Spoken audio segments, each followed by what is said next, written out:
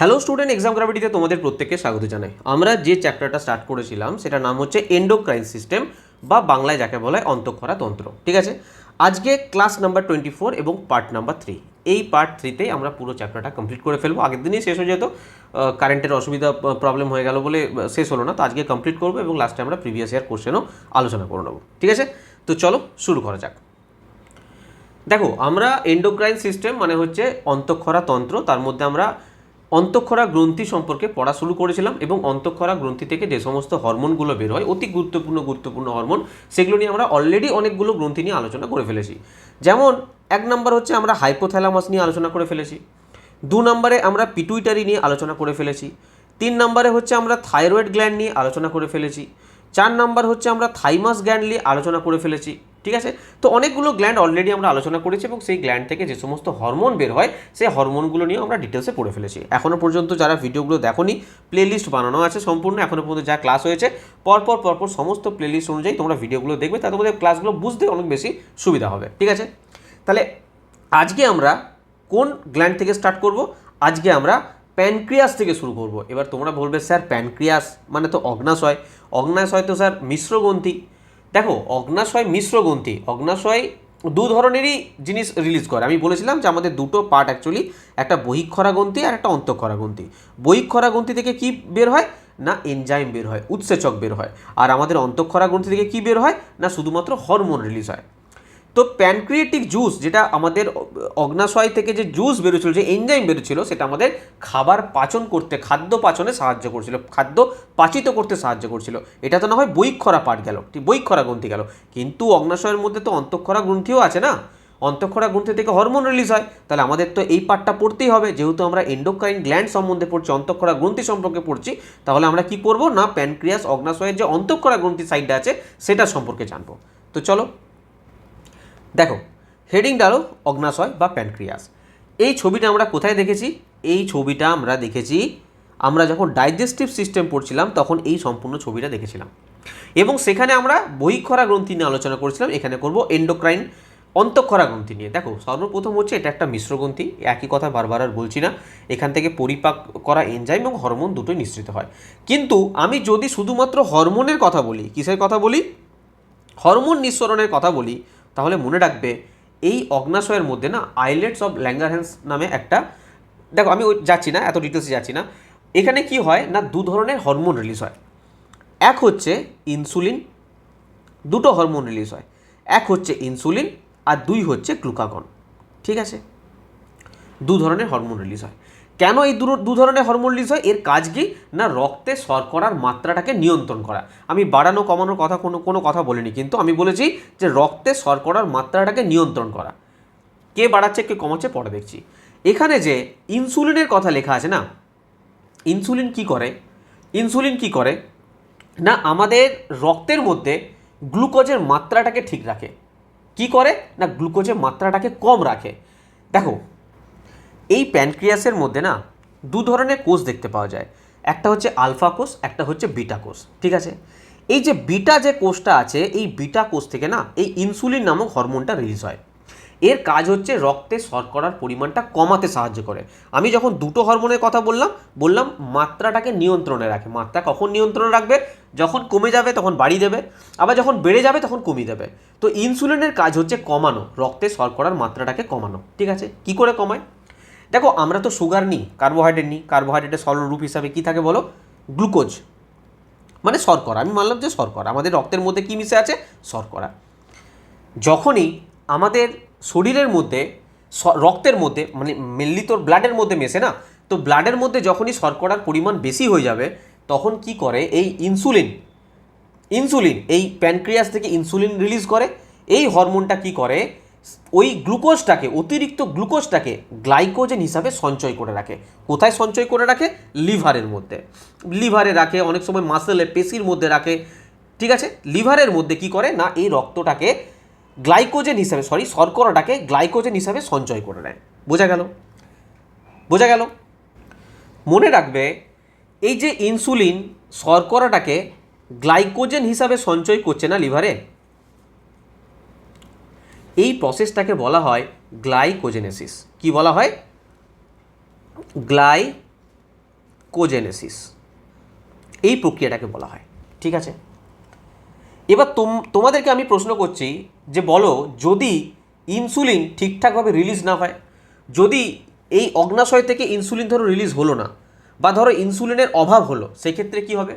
Simple ব্যাপার, এর কাজ ছিল রক্তের শর্করাটা কমানো, তো রক্তের শর্করা কমাতে পারবে না, রক্তের মধ্যে শর্করাটা বেড়ে যাবে। এই যে বেড়ে যে রোগটা হয় সেটাকে বলা হয় ডায়াবেটিস মেলিটাস। কি বলা হয়? ডায়াবেটিস। বলে না সুগার হয়েছে, সুগার হয়েছে বলে না, তো সুগার কী করে হয় না, তার ইনসুলিন ঠিকঠাক ক্ষরণ হয় না, ইনসুলিন ঠিকঠাক ক্ষরণ হয় না। যদি ইনসুলিন ঠিকঠাক ক্ষরণ হতো তাহলে তার সুগার হতো না। মানে সুগার হওয়া মানে কি, মানে রক্তের মধ্যে শর্করার পরিমাণটা বেড়ে যাওয়া। ইনসুলিন কী করে, সে পরিমাণটাকে কমিয়ে রাখে। দেখবে যার সুগার হয় না তাকে বাইরে থেকে ইনসুলিনের ইঞ্জেকশন নিতে হয়। কেন নিতে হয়? কারণ ইনসুলিন যখন আমি পুশ করবো, ইনসুলিন গিয়ে কী করবে, ওই যে এক্সট্রা ব্লাডের মধ্যে গ্লুকোজটা আছে, শর্করাটা আছে, সেইটা গ্লাইকোজেন হিসাবে লিভারের মধ্যে সঞ্চয় করে রেখে দেবে। সেই প্রক্রিয়াটাকে কী বললাম আমি মাত্র? গ্লাইকোজেনসিস। হয়ে গেল। এই ডায়াবেটিস মেলিটাস এই রোগটাকে অনেক সময় বহুমূত্র নামও কিন্তু পরিচিত। এটা গেল ইনসুলিন হরমোন নিয়ে। আমি বললাম অগ্নাশয় থেকে আরেকটা হরমোন রিলিজ হয় যেটার নাম হচ্ছে গ্লুকাগন। তো নেক্সট স্লাইডে আমরা গ্লুকাগন নিয়ে পড়বো। দেখো গ্লুকাগন সম্পর্কে আমি তোমাদের কিছু নলেজ দিচ্ছি। গ্লুকাগন, ঠিক আছে, আমি বললাম যে দু ধরনের কোষ থাকে, একটা থাকে আলফা, একটা থাকে বিটা। বিটা থেকে ইনসুলিন নিঃসরণ হয়, আর এই আলফা কোষ থেকে না গ্লুকাগন নিঃসৃত হয়। এর কাজ হচ্ছে ইনসুলিনের ঠিক উল্টো। ইনসুলিন যেমন রক্তে শর্করার মাত্রাটা কমাচ্ছিল, গ্লুকাগনের কাজ হচ্ছে রক্তে শর্করার পরিমাণটা বাড়ানো। বোঝা গেল? ওখানে কি হচ্ছিল, যে যকৃতে সঞ্চয় করে রাখছিল গ্লাইকোজেন রূপে, সেটাকে আমরা গ্লাইকোজেনেসিস বলছিলাম। এখানে যে প্রক্রিয়াটা ঘটে, এ কী করে না, রক্তে যখনই শর্করার মাত্রা কমে যায়, ধরো কোনো কারণে ইনসুলিন কি করলো, বেশি মাত্রায় গ্লুকোজকে, শর্করাকে গ্লাইকোজেন রূপে যকৃতে ধরো সঞ্চয় করে রেখে দিয়েছে, তাহলে কি হবে, ব্লাডের মধ্যে শর্করার মাত্রা কমে যাবে না? কমে যাবে না? কমে যাবে। যেমন আমরা যখন উপোস করে থাকি, তখন এই জিনিসটা হয়। তখন কি করবে, গ্লুকাগন রিলিজ হবে প্যানক্রিয়াস থেকে, অগ্নাশয় থেকে গ্লুকাগন রিলিজ হবে। গ্লুকাগন কি করবে, ওই যে লিভারের মধ্যে যে গ্লুকোজটাকে গ্লাইকোজেন রূপে জমা করে রেখেছিল, সেখানে পুনরায় এ কী করবে, সেই ব্লাডের মধ্যে গ্লুকোজ রূপে ফিরিয়ে নিয়ে চলে আসবে। ঠিক আছে, গ্লাইকোজেনকে ভেঙে পুনরায় গ্লুকোজে পরিণত করবে এবং রক্তে মিশিয়ে দেবে। তার ফলে কি হবে, আমাদের রক্তের মধ্যে যে গ্লুকোজের পরিমাণটা কমে গিয়েছিল সেই পরিমাণটা আবার বেড়ে যাবে। এই যে গ্লাইকোজেনটাকে ভেঙে পুনরায় এই গ্লুকোজে পরিণত করছে, এই প্রসেসটাকে বলা হয় গ্লাইকোজেনালাইসিস। কি বলা হয়? গ্লাইকোজেনোলাইসিস। ঠিক আছে, আগেরটাকে বলা হচ্ছিল গ্লাইকোজেনেসিস, এইটাকে বলা হচ্ছে গ্লাইকোজেনোলাইসিস। ক্লিয়ার? আচ্ছা, একটা গুরুত্বপূর্ণ জিনিস তোমাদের বলা হলো না, এই যে আমরা আগে আলোচনা করেছি, যদিও ডাইজেস্টিভ সময় এখানে আলোচনা না করলেও চলবে। এটাকে আবিষ্কার করেছিলেন না বিজ্ঞানী ল্যাঙ্গারহ্যান্স। ঠিক আছে, বিজ্ঞানী ল্যাঙ্গারহ্যান্স আবিষ্কার করেছিলেন কি না, এই অগ্নাশয়কে। এটা স্ট্রাকচারটা কীরকম দেখো, স্ট্রাকচারটা দেখলেই তোমরা বুঝতে পারবে। আমি এটা অন্য কালার দিয়ে দেখাই। স্ট্রাকচারটার দিকে লক্ষ্য রাখো। স্ট্রাকচারটা দেখো কিসের মতন, কিসের মতন, এটা কিছুটা পাতার মতো, leaf like structure, leaf like structure, পাতার মতন দেখতে এটা। তো চলো তোমাদের যেটা বললাম সেটা একবার দেখিয়ে দিই লিখিত আকারে। দেখো, অগ্নাশয় বা প্যানক্রিয়াস মানবদেহের একটা গুরুত্বপূর্ণ মিশ্রগ্রন্থি, যা একই সাথে পরিপাক এবং হরমোন নিঃসরণ করে গুরুত্বপূর্ণ ভূমিকা পালন করে। পাকস্থলীর ঠিক নিচে থাকে এবং পেছনের দিকে আড়াআড়িভাবে অবস্থান করে। দেখো আর কি আছে না, ইনসুলিন এবং গ্লুকাগন এই রক্তে শর্করা নিয়ন্ত্রণ করে। ইনসুলিন এবং গ্লুকাগন হরমোনের মাধ্যমে এটি শর্করার মাত্রা ঠিক রাখে। নেক্সট ইনসুলিন সম্পর্কে আমরা কি পড়লাম না, ইনসুলিন বিটা কোষ থেকে নিঃসৃত হয়। এটি রক্তে শর্করার পরিমাণ কমাতে সাহায্য করে। প্রথম কথা, রক্তে শর্করার প্রবেশ। ইনসুলিন শরীরের কোষগুলো রক্ত থেকে গ্লুকোজ গ্রহণ করতে উদ্দীপিত করে, যা কোষগুলো শক্তি হিসেবে ব্যবহার করে। গ্লাইকোজেনেসিস প্রক্রিয়াটা কি না, এটি যকৃৎ এবং পেশিতে অতিরিক্ত গ্লুকোজকে গ্লাইকোজেন হিসাবে সঞ্চয় করতে সাহায্য করে। এর যদি অভাব ঘটে কি হবে না, ইনসুলিন অভাব হলে রক্তে শর্করার মাত্রা বেড়ে যাবে, যাকে কি বলে ডায়াবেটিস মেলিটাইস বা বহুমূত্র রোগ বলা হয়। ঠিক আছে, এটা কি পড়লাম আমরা, ইনসুলিন। এরপরে আমরা কি পড়বো, গ্লুকাগন। দেখো নেক্সট হচ্ছে গ্লুকাগন। গ্লুকাগন সম্বন্ধে কি পড়লাম না, গ্লুকাগন গ্লুকাগন আলফা কোষ থেকে নিঃসৃত হয়, এটি রক্তে শর্করার পরিমাণ বাড়াতে সাহায্য করে। আর গ্লাইকোজেন লাইসিস কি না, রক্তে শর্করার মাত্রা যখন কমে যায়, যেমন উপবাসের সময়, তখন কি হয় না, গ্লুকাগন যকৃতে সঞ্চিত গ্লাইকোজেনটাকে ভেঙে পুনরায় গ্লুকোজে পরিণত করবে এবং রক্তে মিশিয়ে দেবে, সেটাকে বলা হয় গ্লাইকোজেন লাইসিস। ওকে, নেক্সট এখানে দেখো ইনসুলিন আর গ্লুকাগনের কিছুটা পার্থক্য আমি দিয়েছি একটা ছকে, তাতে তোমাদের বুঝতে আরও বেশি সুবিধা হবে। দেখো আমি কি বললাম, ইনসুলিন বিটা কোষ থেকে বের হয়, গ্লুকাগন আলফা কোষ থেকে বের হয়। এখানে রক্তে শর্করার মাত্রা কমানো হয় ইনসুলিনে, আর এই গ্লুকাগনে কি হয়, বাড়ানো হয়। যখন এটা বেড়ে যায় তখন এটা কি বলে, হাইপো। দেখো হাইপো আর হাইপার, হাইপো মানে কম, হাইপার মানে বেশি, ঠিক আছে। এটা কি করছে, ইনসুলিন কি করছে বলো, ইনসুলিন কি করছে না, কমাচ্ছে, রক্তে শর্করার পরিমাণটা কমাচ্ছে, তাই কি লেখা আছে, হাইপোগ্লাইসেমিক। এটা হাইপোগ্লাইসেমিকও বলে, আবার হাইপোগ্লাইসেমিয়াও বলে, ঠিক আছে, এটাও বলে হাইপোগ্লাইসেমিয়া, ঠিক আছে। একটা হচ্ছে হাইপো মানে কি কম, আর হাইপার যদি হয়ে যায়, হাইপারগ্লাইসেমিয়া, দুটো জিনিস আছে, ঠিক আছে। কেন ইনসুলিনকে হাইপোগ্লাইসেমিয়া বা হাইপোগ্লাইসেমিক কেন বলে, কারণ কমায় বলে। আর গ্লুকাগনকে হাইপারগ্লাইসেমিক বলে, হাইপারগ্লাইসেমিক বা হাইপারগ্লাইসেমিয়া কেন বলে, কারণ এই গ্লুকাগনকে রক্তে শর্করার পরিমাণটা বাড়ায় বলে, ঠিক আছে। এ কী করে, গ্লুকোজ থেকে গ্লাইকোজেনে পরিণত করে, আর এই গ্লাইকোজেনকে ভেঙে গ্লুকোজ তৈরি করে। ওকে, দেখো এখানে দুটো জিনিস কিন্তু বোঝার আছে। যদি তোমাদের জিজ্ঞাসা করে যে ইনসুলিনকে কি বলা হয়, তখন তোমরা বললে হাইপোগ্লাইসেমিয়া বা হাইপোগ্লাইসেমিক, কারণ হচ্ছে ইনসুলিন রক্তে শর্করার মাত্রাটা কমায়। কিন্তু কোশ্চেনটা যদি এরকম করে যে দেখো ইনসুলিন কি করছে না, রক্তে শর্করার পরিমাণটা কমাচ্ছে। যদি ইনসুলিন কম নিঃসরণ হয়, যদি ইনসুলিনের প্রভাব কম থাকে, তাহলে কি হবে, রক্তে শর্করার পরিমাণটা বেড়ে যাবে, এই যে রক্তে শর্করার পরিমাণটা বেড়ে যাচ্ছে, এই সিচুয়েশনটাকে বলা হয় হাইপারগ্লাইসেমিয়া, ঠিক আছে। হাইপারগ্লাইসেমিয়া কারণ বেড়ে যাচ্ছে, হাইপার কথাটা কখন ইউজ হচ্ছে, বেড়ে যাওয়ার জন্য, ঠিক আছে। তো দুটো জিনিসকে কিন্তু গুলিয়ে ফেলবে না, ইনসুলিন দেখেই তোমরা হাইপোগ্লাইসেমিয়া মারতে শুরু করো না। কোশ্চেনটা দেখবে যে ইনসুলিন এর প্রভাব যতক্ষণ কমে যাবে বা ইনসুলিন যদি নিঃসরণ না হয়, সেই ক্ষেত্রে হাইপারগ্লাইসেমিয়া হবে, ঠিক আছে। আর যদি গ্লুকাগন নিঃসরণ না হয়, গ্লুকাগন কি করছে না, রক্তে শর্করার পরিমাণটা বাড়াচ্ছে। যদি গ্লুকাগন নিঃসরণ না হয়, তাহলে রক্তে শর্করার পরিমাণটা কমে যাবে, তখন কি হবে, হাইপোগ্লাইসেমিয়া হবে। তো দুটো কন্ডিশন কিন্তু আলাদা, এটা কিন্তু মাথায় রাখবে, ঠিক আছে। চলো, এই প্যানক্রিয়াস সম্বন্ধে তোমাদের এইটুকু জানার ছিল। নেক্সট আমরা অন্য গ্ল্যান্ড নিয়ে পড়ব। নেক্সট আমরা যেটা পড়বো সেটা হচ্ছে ডিম্বাশয় নিয়ে পড়বো। দেখো এটা মেনলি কিসের পার্ট, এটা হচ্ছে ফিমেল রিপ্রোডাকশন পার্ট, ফিমেলদের। এটা মেলদের তো থাকে না ডিম্বাশয়, কাদের থেকে, অনলি ফর ফিমেলদের, ঠিক আছে। এই যে ছবিটা যে দেখতে পাচ্ছ, ছবিটার যে এই পার্টটা দেখতে পাচ্ছ না, এইটাকে বলা হয় ওভারি বা ডিম্বাশয়। এটা ওভারি হচ্ছে স্ত্রী প্রজনতন্ত্রের একটা প্রধান অংশ, গুরুত্বপূর্ণ একটা গ্রন্থিও। কি এটা অবস্থানটা যদি বলে কোথায়, দেখো এই যে জায়গা দেখতে পাচ্ছ না, এই জায়গাটা বলে গর্ভাশয়, জরায়ু, ইউটেরাস। বাচ্চা যখন বড় হয় না, এই জায়গাটা লক্ষ্য করো, এই জায়গাটা বাচ্চা বড় হয় এই জায়গাটায়, ইউটেরাসে, ঠিক আছে। যখন আমরা রিপ্রোডাকশন পড়বো তখন আমরা ডিটেলসে পড়বো। এই জরায়ুর ঠিক দুপাশে, এই পাশে একটা থাকে, এই পাশে একটা থাকে। যদি বলে সংখ্যায় কটা থাকে ওভারি, জানবে দুটো ডিম্বাশয় থাকে, ঠিক আছে। যদি বলে ডিম্বাশয়ের কাজ কি, এই ডিম্বাশয়ের মেনলি দুটো কাজ। এক হচ্ছে ডিম্বাণু উৎপাদন করা, আর দুই হচ্ছে হরমোন নিঃসরণ করা।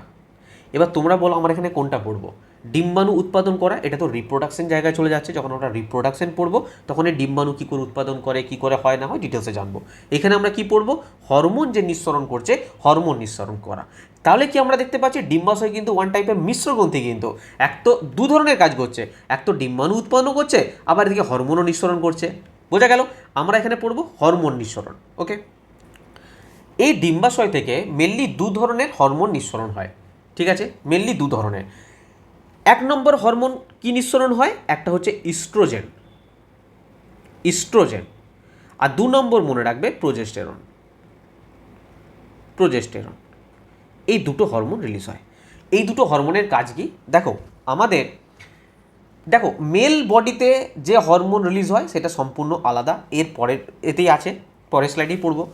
আর ফিমেলে কিন্তু এই যে দুটো হরমোন তৈরি হয় সেটা কিন্তু সম্পূর্ণ আলাদা, ইস্ট্রোজেন আর প্রোজেস্টেরন।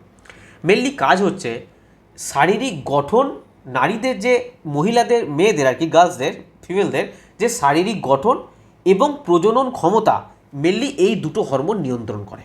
ঠিক আছে, বোঝা গেল। ইস্ট্রোজেন কি করে?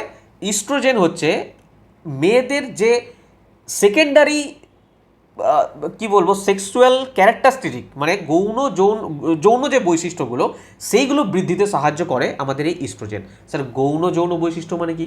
মানে হচ্ছে একটা টাইমের পর যখন একটা বাচ্চা থাকে 6 বছরের 7 বছরের 5 বছরের, তার যে গলার ভয়েসটা থাকে সেই ভয়েসটা যখন তার বয়স 16 হয়ে যায় বা 17 হয়ে যায় সেম থাকে কি, বা 18-19 হয়ে যায় তখন কি সেম থাকে না, কণ্ঠস্বরের পরিবর্তন হয়। তারপরে স্তনের বিকাশ ঘটে। এই যে জিনিসগুলো, এই যে স্তনের বৃদ্ধিতে সাহায্য করছে, এই যে কণ্ঠস্বর পরিবর্তন করছে, এগুলোকে বলা হয় যৌন বৈশিষ্ট্য। তো এই যৌন বৈশিষ্ট্যগুলো ইস্ট্রোজেন নিয়ন্ত্রণ করে। ঠিক আছে, এছাড়া ফিমেলদের যে মাসিক চক্র থাকে বা ঋতুচক্র থাকে, পিরিয়ডসের ব্যাপার থাকে, সেইটা নিয়ন্ত্রণের বড় ভূমিকা আছে কার? এই ইস্ট্রোজেনের। বোঝা গেল। তাহলে ইস্ট্রোজেন দুটো জিনিস এখানে আমরা দেখলাম, এক হচ্ছে যৌন বৈশিষ্ট্য যেটা কণ্ঠস্বর পরিবর্তন, স্তনের বিকাশ, এগুলো ইস্ট্রোজেনের ফলে হচ্ছে, এবং মেনস্ট্রুয়েশন সাইকেল যেটা মাসিক চক্র বা ঋতুচক্র নিয়ন্ত্রণ, এখানেও কিন্তু ইস্ট্রোজেনের ভূমিকা আছে। হলো। এবার স্যার তাহলে প্রোজেস্টেরনের কি ভূমিকা? প্রোজেস্টেরনের কি ভূমিকা আছে দেখো। প্রোজেস্টেরন যেটা মেনলি হেল্প করে যখন একটা মহিলা প্রেগনেন্ট হয়, সেই ক্ষেত্রে মেনলি এই প্রোজেস্টেরন হেল্প করে। কি হেল্প করে দেখো, এই জায়গায় ছবিটা দিকে দেখো। এখানে আমি প্রথমে কি বললাম যে বাচ্চা যে আমাদের বড় হয় না, 9 মাস যে বড় হয় সেটা হয় এই গর্ভাশয়। কালারটা চেঞ্জ না করলে বুঝবে না। এই গর্ভাশয়, তো গর্ভাশয়ের জরায়ুর যে দেওয়াল থাকে না, যে প্রাচীর থাকে না, সেইটা নর্মাল অবস্থাতে এতটা মজবুত থাকে না। কিন্তু যখনই প্রেগনেন্ট হবে কোনো মহিলা এবং এখানে বাচ্চা এসে এই বাচ্চাকে 9 মাস এখানে বড় করবে, তখন এর যে প্রাচীর থাকে না, এটাকে মজবুত তৈরি করে। কারণ একটা বাচ্চা 9 মাস থেকে বড় হওয়া মানে সেই জায়গাটা তো মজবুত অবশ্যই চায়, তার যে গাত্রটা আছে, তার যে প্রাচীরটা আছে, সেইটাকে মজবুত করে, সেইটাকে প্রস্তুত করে। এবং ভ্রূণ থেকে শুরু করে একদম 9 মাস বাচ্চা কমপ্লিট হওয়া পর্যন্ত এইখানে পুরো জিনিসটাকে, এই জায়গাটাকে রেডি রাখে যাতে কোনো রকম কোনো সমস্যা না আসে। আবার রিপিট করছি, গুলি ফেলবে না। প্রোজেস্টেরনের কাজ হচ্ছে গর্ভাবস্থায় জরায়ুকে প্রস্তুত করা, ইউটেরাসকে প্রস্তুত করা, এর যে দেওয়ার আছে, এর যে প্রাচীর আছে, এই প্রাচীরটাকে মজবুত করা। ঠিক আছে, বোঝা গেল ইস্ট্রোজেন আর প্রোজেস্টেরনের কাজ। যেগুলো বললাম তোমাদের একবার লিখিত আকারে দেখিয়ে দিই। দেখো, এক মিনিট, দেখো এখানে কি আছে না, ডিম্বাশয় বা ওভারি হচ্ছে স্ত্রী প্রজননতন্ত্রের একটা প্রধান অংশ। এটি একটি অত্যন্ত গুরুত্বপূর্ণ গ্রন্থি। মানবদেহের জরায়ুর দুই পাশে দুটি ডিম্বাশয় থাকে। এর কাজ কি? ডিম্বাণু উৎপাদন এবং হরমোন নিঃসরণ। তা আমরা এখানে শুধুমাত্র হরমোন নিঃসরণ সম্পর্কে পড়লাম। দেখো নেক্সট স্লাইড। নেক্সট দেখো, হরমোন নিঃসরণ। কি হরমোন নিঃসরণ আমি বললাম? ডিম্বাশয় থেকে দুটি প্রধান হরমোন নিঃসরণ হয়, যেটা আমাদের নারীদের শারীরিক গঠন এবং প্রজনন ক্ষমতা নিয়ন্ত্রণে সাহায্য করে। প্রথম হচ্ছে ইস্ট্রোজেন, মেয়েদের যৌন বৈশিষ্ট্য এবং কণ্ঠস্বর পরিবর্তন, স্তনের বিকাশ বৃদ্ধিতে সাহায্য করে। মাসিক চক্র বা ঋতুচক্র নিয়ন্ত্রণের বড় ভূমিকা আছে এটা ইস্ট্রোজেনের ক্ষেত্রে। প্রোজেস্টেরন কি করে? প্রোজেস্টেরন এই হরমোনটি মূলত গর্ভাবস্থায় জরায়ুকে প্রস্তুত করে এবং ভ্রূণকে ধরে রাখতে সাহায্য করে। দেখো কত সুন্দরভাবে নোটটা বানানো হয়েছে। এখানে মানে স্লাইডগুলো দেখো, ছবি রয়েছে, ছবির সঙ্গে সঙ্গে পুরো ডিটেলস ইনফরমেশন রয়েছে। ঠিক আছে, ভালো লাগবে পড়তে, মানে মজা আসবে। অ্যাকচুয়ালি বায়োলজি যদি পড়ে না মজা পাও বা মানে ফিল না করতে পারো, তাহলে মুখস্থ করে কিছু করতে পারবে না। এগুলোই যখন বাড়িতে একবার করে রিভিশন দেবে না, মানে সুন্দরভাবে মানে তোমাদের কাজ হয়ে যাবে একবারেই। ঠিক আছে, ওই জন্য আমি তোমাদের নোট বানাতে বলি যাতে পরীক্ষার সময় তোমরা হেল্প পাও। চলো নেক্সট দেখো। আচ্ছা, আরেকটা কথা তোমাদের বলি, এই যে প্রোজেস্টেরন এখানে রয়েছে না, যে মূলত গর্ভাবস্থায় জরায়ুকে প্রস্তুত করতে, মানে প্রেগনেন্সির কোনো কিছু যদি প্রশ্ন আসে, যদি বলে যে প্রেগনেন্সির জন্য, মানে কি বলতে চাইছি, মানে ঠিকই আছে, আমি এটাই বলতে চাইছি, প্রেগনেন্সির জন্য ইউটেরাসকে মজবুত কে করে, তৈরি কে করে, যা কিছু বলবে সেটাই হচ্ছে প্রোজেস্টেরন কিন্তু। ঠিক আছে, এখানে কিন্তু কোনোভাবেই প্রেগনেন্সির ক্ষেত্রে ইস্ট্রোজেন হরমোনকে টেনে নিয়ে আসবে না। ঠিক আছে, ইস্ট্রোজেনের কাজ কিন্তু এই দুটো, জাস্ট এই দুটো মনে রাখবে। অনেকে কী করে, ফিমেল হরমোন ইস্ট্রোজেন প্রোজেস্টেরন দেয়, তো ফিমেলে যা কিছু দেয় দেখেছি ইস্ট্রোজেন লিখে দেয়, কিন্তু অ্যাকচুয়ালি তা নয়, দুটো হরমোনের আলাদা আলাদা কাজ আছে কিন্তু। ঠিক আছে, যেমন ফিমেলদের ক্ষেত্রে আমরা পড়লাম কি ডিম্বাশয় ওভারি, ঠিক সেরকমই মেল বডির জন্য আমাদের যেটা থাকে সেটা হচ্ছে শুক্রাশয় বা টেস্টিস। এটা একটা রিপ্রোডাক্টিভ পার্ট। ঠিক আছে, শুক্রাশয় বা টেস্টিস। ছবির মধ্যে যে এই দুটো পার্ট দেখতে পাচ্ছ, এই দুটো পার্টকে কি বলবো না টেস্টিক্যাল, দুটোকে একসঙ্গে বলে টেস্টিক্যাল। একটাকে যদি একটা পার্টিকুলার বলা হয় সেটাকে টেস্টিস বলা হয়, ঠিক আছে, দুটোকে একসঙ্গে বলা হয় টেস্টিক্যাল। এখানে কি হয় না টেস্টিস, প্রথম কথা তো এটা শুধুমাত্র মেলদের জন্য, পুরুষ প্রজননতন্ত্রের একটা প্রধান অংশ। যদি বলে সংখ্যায় কটা থাকে, ওভারি যেমন সংখ্যায় দুটো থাকে সেমনি এটাও কিন্তু সংখ্যায় দুটো থাকে। কি করে কি কাজ করে না করে আমরা রিপ্রোডাক্টিভ সিস্টেম পড়বো, এখানে সেটা আমার কাজ নয়। মনে রাখবে এটা একটা থলির মধ্যে অবস্থান করে, ঠিক আছে, এটা একটা থলির মধ্যে অবস্থান করে, এটা একটা থলির মধ্যে অবস্থান করে, থলির মধ্যে। এই থলিটাকে কি বলা হয়, স্ক্রটাম বলা হয়। কি বলা হয়, স্ক্রটাম, ঠিক আছে। দেখবে এই স্ক্রটামটা না মেনলি দেহের বাইরে অবস্থান করে, আমাদের দেহের বাইরে। কেন দেহের বাইরে অবস্থান করে, কারণ এখানে না উৎপন্ন হয় দুটো জিনিস। এই ডিম্বাশয়ের মধ্যে দুটো জিনিস উৎপন্ন হয়, যেমন আমি বলছিলাম ওভারির মধ্যে দুটো জিনিস উৎপন্ন হয়, ডিম্বাণু উৎপন্ন হয় এবং হরমোন, ঠিক সেরকমই এর মধ্যে শুক্রাণু উৎপন্ন হয়, আর দুই হচ্ছে হরমোন রিলিজ হয়, ঠিক আছে। তো আমরা শুক্রাণু পড়বো না, এখানে যা পড়বো হরমোন সম্পর্কে। তোমাদের জাস্ট বলে রাখি, এটা দেখবে দেহের বাইরে থাকে একটাই কারণে, এই শুক্রাণু উৎপন্নের জন্য। কারণ শুক্রাণু উৎপন্নের জন্য যে টেম্পারেচারটা প্রয়োজন, আমাদের বডির ভেতরে যদি এই স্ক্রোটাম অবস্থান করতো বা শুক্রাশয় অবস্থান করতো তাহলে কিন্তু হতো না। কারণ আমাদের বডির টেম্পারেচার 37 ডিগ্রি সেলসিয়াস, তার থেকে আরও 3-4 ডিগ্রি কম টেম্পারেচার লাগে এই শুক্রাণু উৎপাদনের জন্য। তো সেটা তো কখনোই পসিবল নয় বডির ভেতরে থাকলে, সেই জন্য বাইরে অবস্থিত। সেটা আমরা পরে পড়বো, ছেড়ে দাও।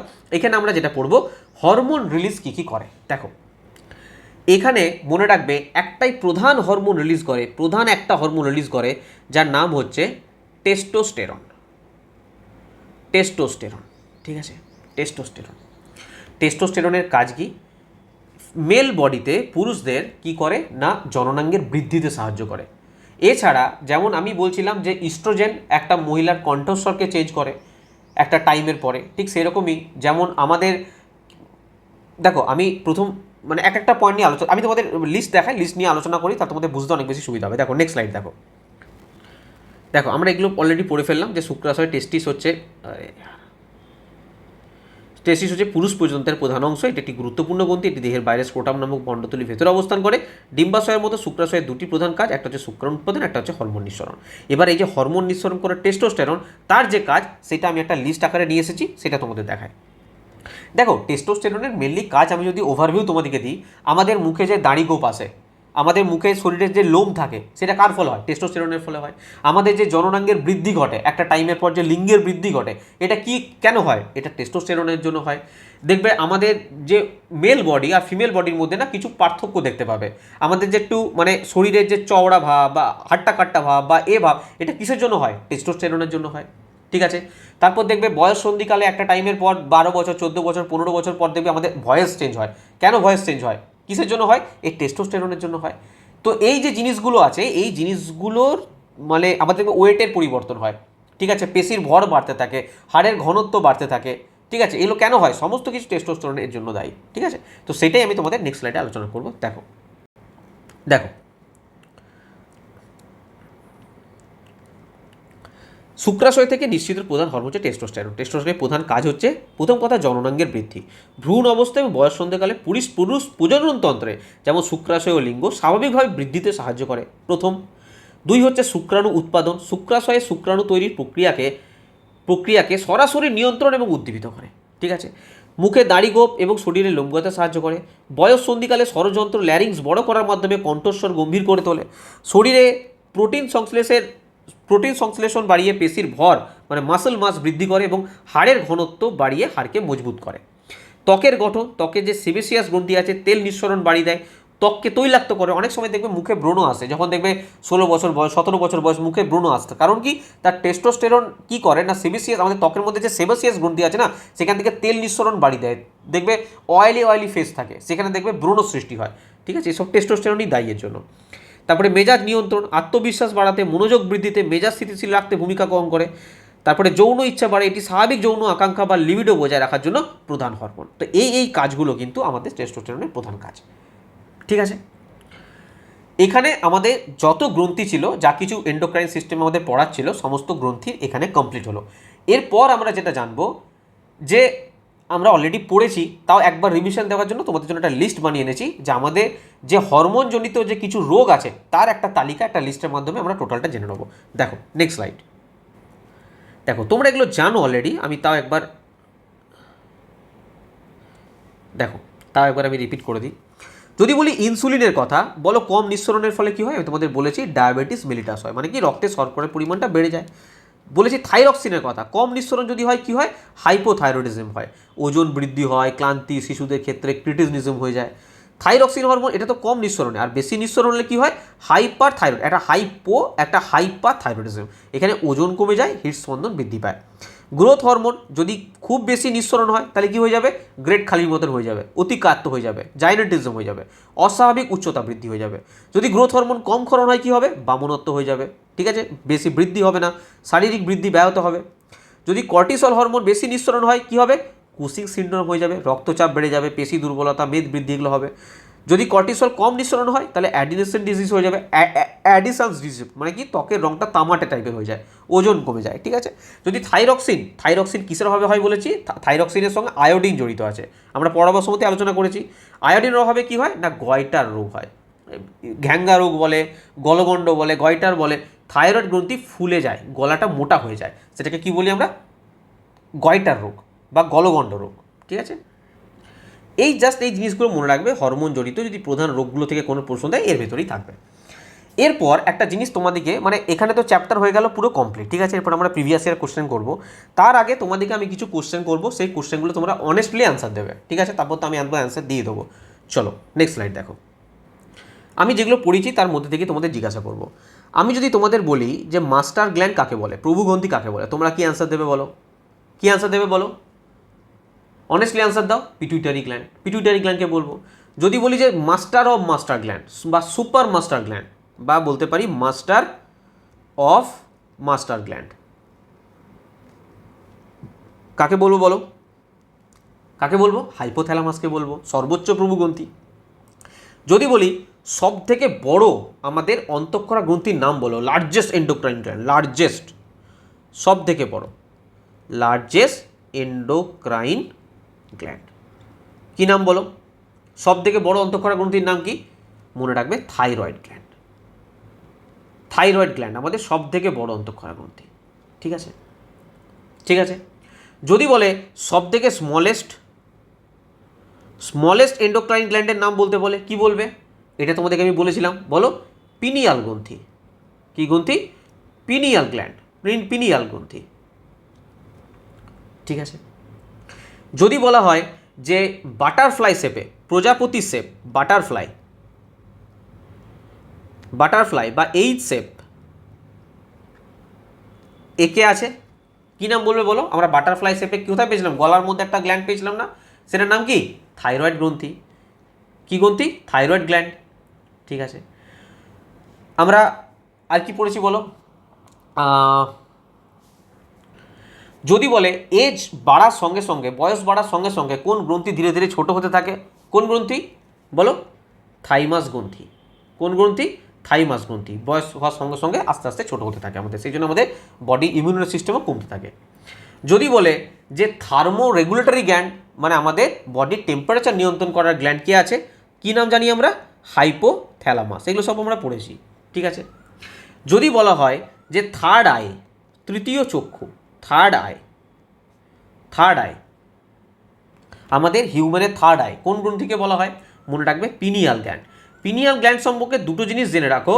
একটা হচ্ছে এটা আমার মানবদেহের সবচেয়ে ছোট অন্তঃক্ষরা গ্রন্থি, এবং এই গ্রন্থিকে বলা হয় মানবদেহের থার্ড আই। যদি বলে কোন গ্ল্যান্ডকে থার্ড আই বা তৃতীয় চক্ষু বলে, মনে রাখবে পিনিয়াল গ্ল্যান্ড, ঠিক আছে। আচ্ছা, পিনিয়াল গ্ল্যান্ড সম্বন্ধে আমরা আরেকটা জিনিস জানি, কি বলে একে? Biological clock. এর কারণটা কি?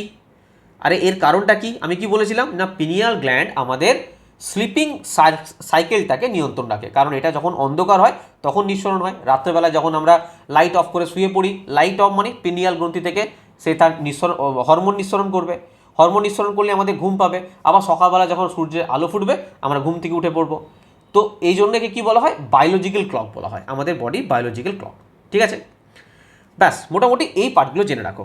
এখানে পুরো চ্যাপ্টার আমি কমপ্লিট করলাম। এরপরে তোমাদের প্রিভিয়াস ইয়ার কোশ্চেন করাবো, একদম পরীক্ষায় যে সমস্ত কোশ্চেন এসছে আরআরবিতে, সেই কোশ্চেন তোমরা নিজেরা অনেস্টলি অ্যান্সার দেওয়ার চেষ্টা করবে। তো চলো শুরু করা যাক। চলো বলো, অন্তঃক্ষরা গ্রন্থি ড্যাশ নামে পরিচিত। কি নামে পরিচিত? বলো কি নামে পরিচিত?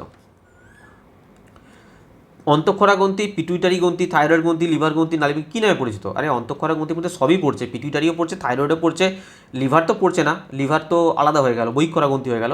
তো কী নামে পরিচিত? মনে রাখবে নালীবিহীন, এটা হয়ে যাবে। এটা অন্তঃক্ষরা গ্রন্থি যেখান থেকে হরমোন রিলিজ হয়, এর কোনো নালী থাকে না, তো নালীবিহীন গ্রন্থি একে বলা হয়। ঠিক আছে, কোনো ডাক থাকে না। যেমন লিভার, এটা একটা এক্সোক্রাইন গ্ল্যান্ড, মানে কি বহিঃক্ষরা গ্রন্থি, এর নালী থাকে এক স্থান থেকে অপর স্থানে এই এনজাইম যাওয়ার জন্য। ঠিক আছে, কিন্তু অন্তঃক্ষরা গ্রন্থি হরমোন যাওয়ার জন্য কিছু থাকে না, সরাসরি রক্তে মিশে যায়, রক্তের মাধ্যমে প্রবাহিত হয়। ঠিক আছে, চলো নেক্সট কোশ্চেন দেখো। বলো, বলছি নিচের কোন রাসায়নিক পদার্থটি অগ্নাশয় থেকে নিঃসৃত হয়? অগ্নাশয় থেকে নিঃসৃত হয়, বলো। আমরা অগ্নাশয় থেকে কি হরমোন পেয়েছিলাম বলো? রাসায়নিক পদার্থ মানে কি বলো? রাসায়নিক পদার্থ মানে হরমোনের কথা বলছে। আমরা গ্লুকাগন আর ইনসুলিন দুটো পেয়েছিলাম, তো এখানে অ্যান্সার কী হয়ে যাবে? ইনসুলিন। Next question. নেক্সট দেখো, বলছে নিচের কোন হরমোন পিটুইটারি গ্রন্থি দ্বারা নিঃসৃত হয় না, লিখেছে কিন্তু, হ্যাঁ, হয় না, পিটুইটারি গ্রন্থি দ্বারা নিঃসৃত হয় না। বলো কি হবে? আমরা পিটুইটারি গ্রন্থি দ্বারা, বলো, থাইরয়েড স্টিমুলেটিং হরমোন পেয়েছিলাম না, পাইনি? টিএসএইচ হরমোন বলা হয়, টিএসএইচ পেয়েছিলাম। আমরা ভেসোপ্রেসিন পেয়েছিলাম না, পাইনি? ভেসোপ্রেসিন পেয়েছিলাম। আমরা প্রোল্যাক্টিন পেয়েছিলাম কি না, পাইনি? প্রোল্যাক্টিন পেয়েছিলাম। তাহলে কোনটা? সোমাটোস্ট্যাটিন, এটা কি আমরা পড়েছিলাম? সোমাটোস্ট্যাটিন হরমোন সম্পর্কে পিটুইটারিতে পড়েছিলাম কি? পড়িনি, তার মানে এটা নিঃসৃত হয় না। Next question. তোমাদের যদি কোশ্চেন করা হয়, দেখি কে কতটা ভালো পড়েছো, আমাকে না, যদি এখনও পর্যন্ত এই এতদূর পর্যন্ত ক্লাস কেউ দেখে থাকো, আমাকে কমেন্ট বক্সে তোমরা অ্যান্সার দেবে। এই যে ভেসোপ্রেসিন, এই ভেসোপ্রেসিনের অন্য নাম কি? আদার্স নেম, এর আদার্স নেম কি আছে? এই একটা অপশান, মানে এই একটা অ্যান্সার দেবে।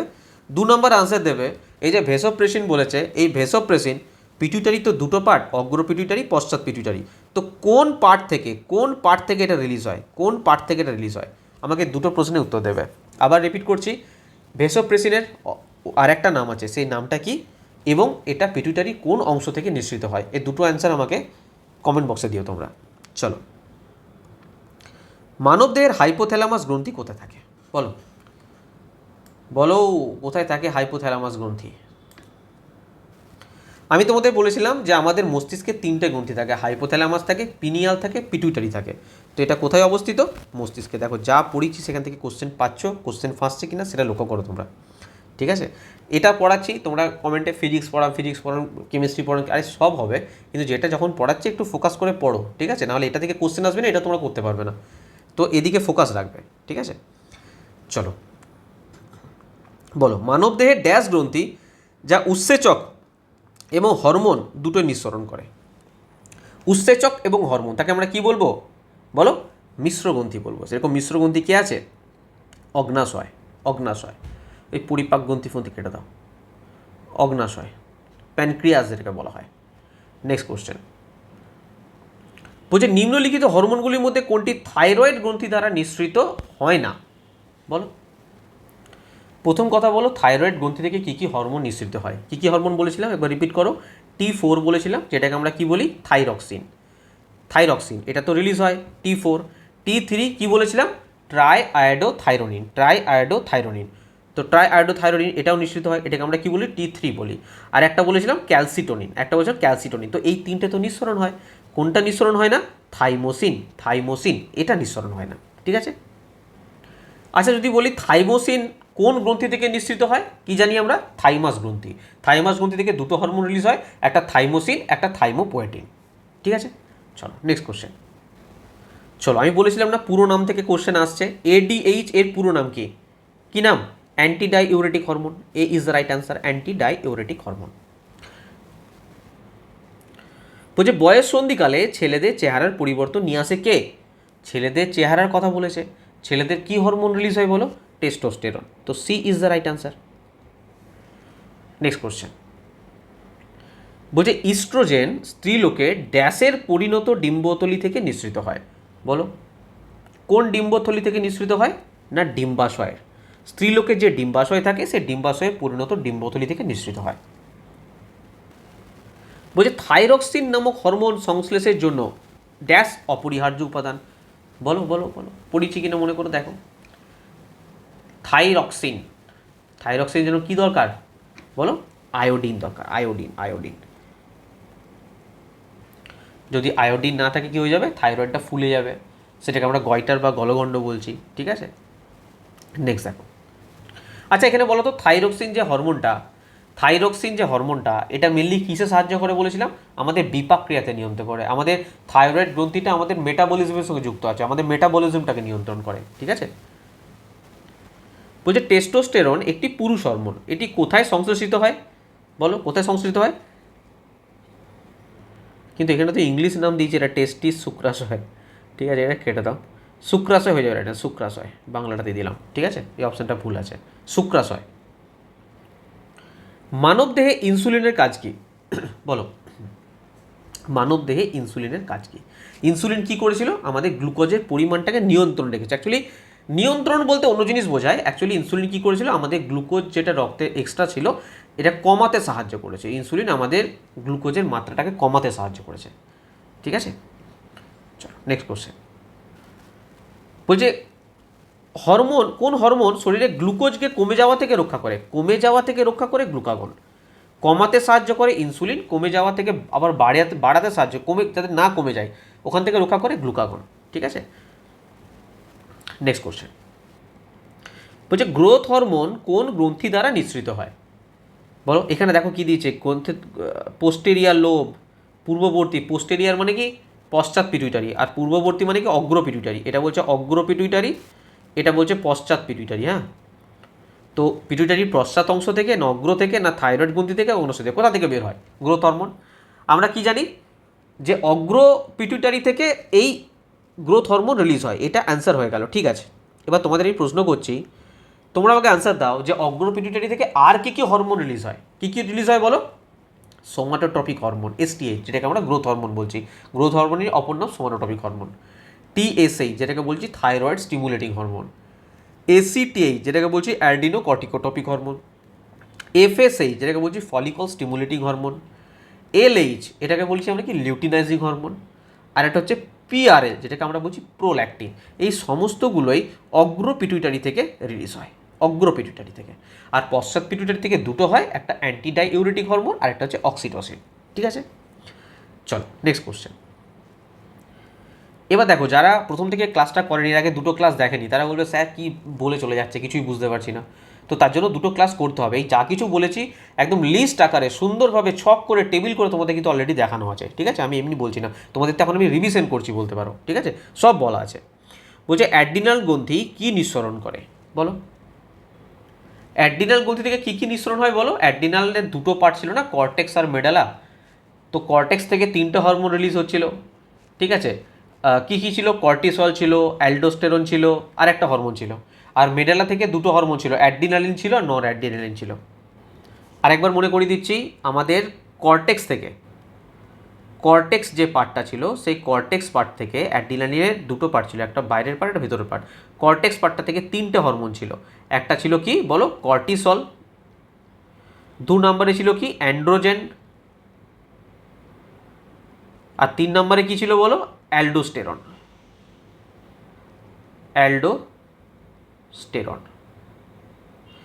আর যদি আমি মেডুলার পার্ট বলি, মেডুলা, এখান থেকে দুটো হরমোন রিলিজ হচ্ছিল, একটা হচ্ছে অ্যাড্রিনালিন আর 2 নম্বরে হচ্ছে কি বলো নর অ্যাড্রিনালিন, ঠিক আছে।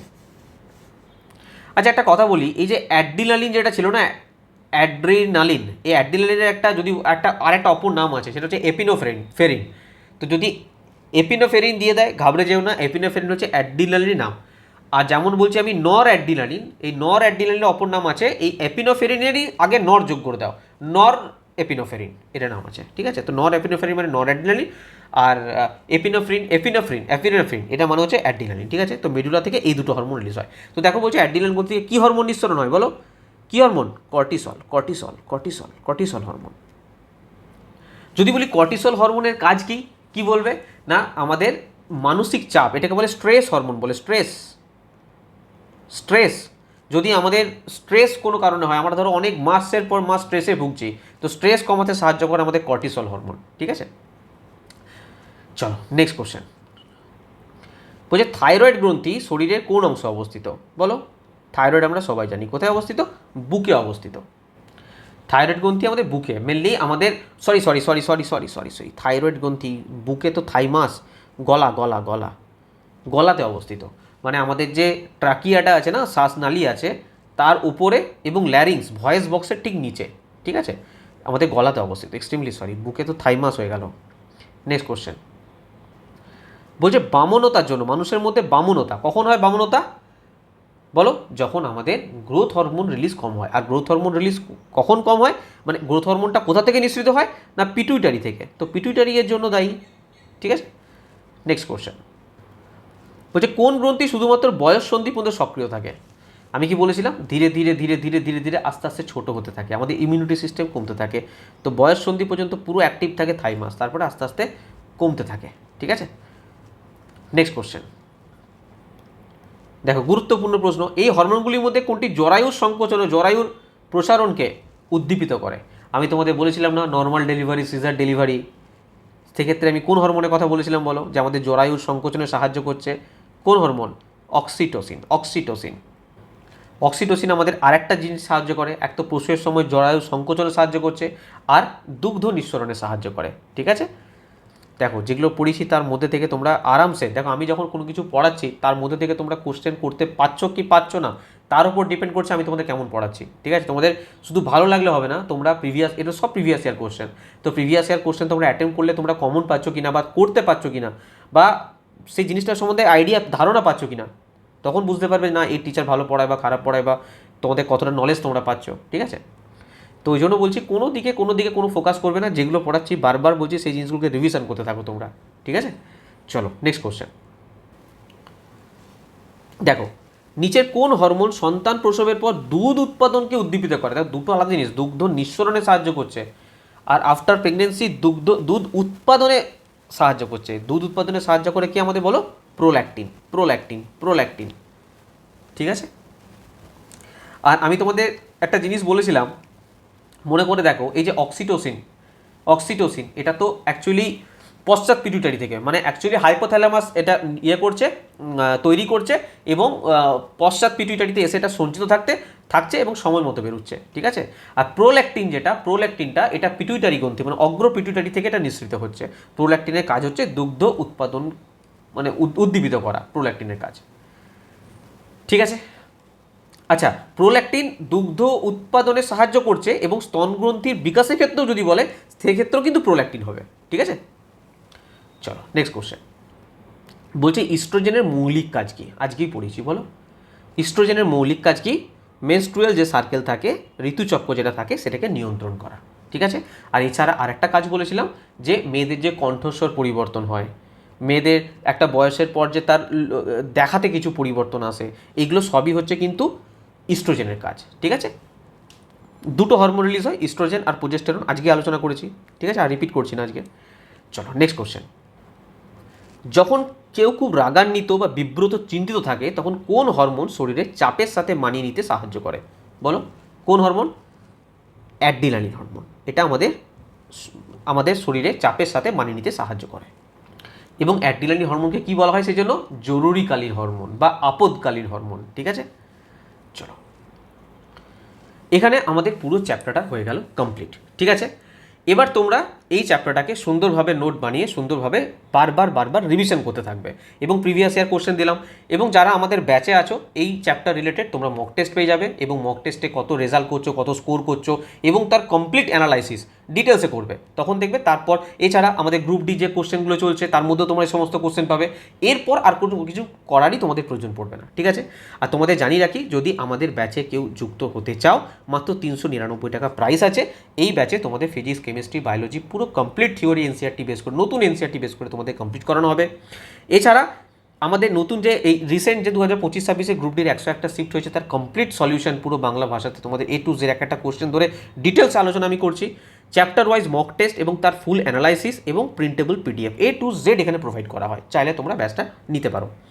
আর যদি কেউ কমপ্লিট ব্যাচ চাও, মাত্র 699 টাকা, মানে ওর থেকে আর 300 টাকা বেশি দিলে কমপ্লিট ব্যাচেও চলে আসতে পারো, ঠিক আছে। আমাদের 2016 থেকে 2026 পর্যন্ত সমস্ত বইয়ের PDF অ্যাভেলেবেল আছে অনলি 500 টাকায়। প্রায় 10,500 প্লাস কোশ্চেন এই বইগুলোর মধ্যে আছে, আলাদা আলাদা সমস্ত কিছু পেয়ে যাবে, ঠিক আছে। এইগুলো তোমরা চাইলে নিতে পারো, ঠিক আছে। এই বইটা এখনও পর্যন্ত অ্যাভেলেবেল আছে, চাইলে এটার বইও নিতে পারো, 472 টাকা বইয়ের প্রাইস আছে। আচ্ছা, আর যদি কেউ 2016 থেকে 2026 আমাদের ম্যাথের বই নিতে চাও, পিডিএফ অ্যাভেলেবেল আছে এবং বই অ্যাভেলেবেল আছে, না বই অ্যাভেলেবেল নেই, আর পিডিএফ অনলি ফর অ্যাভেলেবেল আছে, চাইলে তোমার পিডিএফ নিতে পারো। নেওয়ার জন্য সিম্পল কী করতে হবে না, এই নাম্বারে সিম্পল একটা হোয়াটসঅ্যাপ করবে, এখানে তোমাদের কিউআর কোড দেওয়া হবে, এই কিউআর কোডে পেমেন্ট কোডের স্ক্রিনশট দেবে, পিডিএফ চাইলে পিডিএফ দিয়ে দেওয়া হবে, কোর্স চাইলে কোর্সে অ্যাড করে দেওয়া হবে, যেটা চাইবে এখান থেকে তোমাদের সব কিছু হয়ে যাবে, ঠিক আছে। আর যদি মনে করো আমাদের এক্সাম কমিটি অ্যাপ্লিকেশন থেকে নেবে, তো আমাদের ডিসক্রিপশন বক্সে লিঙ্ক দেওয়া আছে, যুক্ত হয়ে যায়, এক্সাম কমিটি অ্যাপ্লিকেশন ইনস্টল করো, পেড কোর্স থেকে কোর্স নিতে পারো, বা বুক সেকশন থেকে বই বা স্টাডি মেটেরিয়াল থেকে তোমরা পিডিএফ নিতে পারো। আর এছাড়া বললাম এই নাম্বারে যোগাযোগ করবে, ঠিক আছে। আর কমেন্টে অবশ্যই জানাবে ক্লাস কেমন লাগছে তোমাদের, কারণ এক একটা পিপিটি বানাতে তোমাদের বলেছি মানে অনেকটা পরিশ্রম করতে হয়, ঠিক আছে, মানে অনেক সময় লাগে, মানে এমনটা নয় যে সিম্পল একটা বই নিলাম সামনে, বইটা ছবি তুললাম, ছবি তুলে এখানে এসে লাগিয়ে দিলাম ছবিটা, দিয়ে line by line by line by line by পড়াতে শুরু করে দিলাম, ঠিক আছে। তো এই জিনিস নয়, একটা পিডিএফ বানাতে আমাদের প্রচুর সময় লাগে, পড়াতে যা সময় লাগে তার থেকে আরও বলতে পারো 7-8 ঘন্টা বেশি টাইম লাগে একটা পিপিটি বানাতে। আমি কেন, মানে যেই স্যার যদি একটু পরিশ্রম করে বানায় বা কেটে বানায় সময় লাগে, তো তাতে কোনো সমস্যা নেই, বাস তোমাদের রেসপন্স দরকার, ঠিক আছে, তোমাদের রেসপন্স দরকার, তোমরা একটু যদি সম্ভব হয় শেয়ার করবে, যদি ভালো লাগে লাইক করবে, কমেন্ট করবে, বাস আর কিছু না। চলো পরের ক্লাসে আমরা নতুন আরেকটা চ্যাপ্টার স্টার্ট করব। আর টেলিগ্রাম চ্যানেলে যুক্ত থাকবে, ডিসক্রিপশন বক্সে লিঙ্ক দেওয়া আছে, টেলিগ্রাম চ্যানেলে যখন নতুন ক্লাস আসে বা যে কোনো আপডেট আসে রেলওয়ে সম্পর্কে আমি টোটাল তোমাদের ওখানে দিয়ে দিই, তো অবশ্যই যুক্ত থাকবে, ঠিক আছে। চলো, থ্যাংক ইউ।